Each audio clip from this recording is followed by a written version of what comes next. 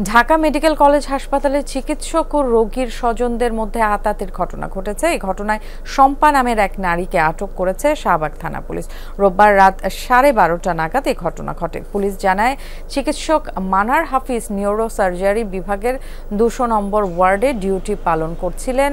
এ সময় শম্পা নামে ওই নারীর বোন একই ওয়ার্ডে চিকিৎসাধীন অবস্থায় মারা যান। এরপর এ বিষয় নিয়ে শম্পা ক্ষুব্ধ হয়ে মানার হাফিজের উপর আক্রমণ করেন এবং তাকে ধাক্কা দেন বলে অভিযোগ।